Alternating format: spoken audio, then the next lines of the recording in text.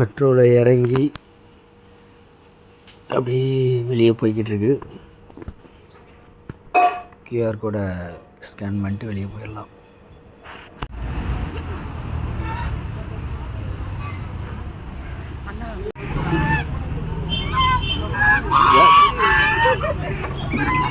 Phone காலி.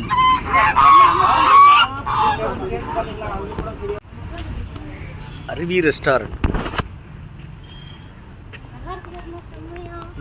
சூப்பராக இருக்குது. வீடியோவே எப்படி வருது பாரு, ஒரு மாதிரியா. அதுதான் சொன்ன வீடியோ நல்லா இருக்கு.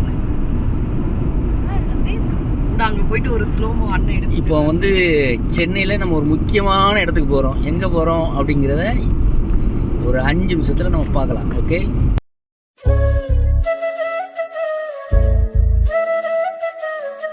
சென்னை ECR பக்கத்தில் இருக்கிற தட்சணசித்ரா அப்படிங்கிற இது ஒரு வில்லேஜ்.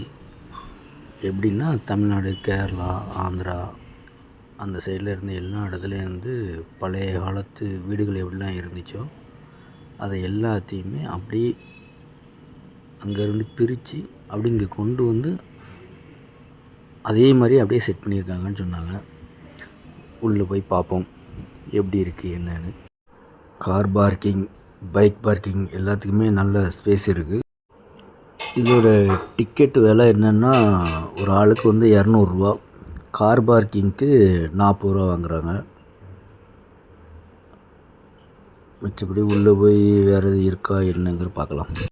உள்ளே போனதுமே லெஃப்ட் சைட்லே கைவினை பொருட்கள் இருக்கிற ஷாப் இருக்குது. ஆனால் இது மோஸ்ட்லி நீங்கள் எல்லாம் போயிட்டு ரிட்டன் வரும்போது பார்க்குற மாதிரி பார்த்துக்கிட்டுறது நல்லது.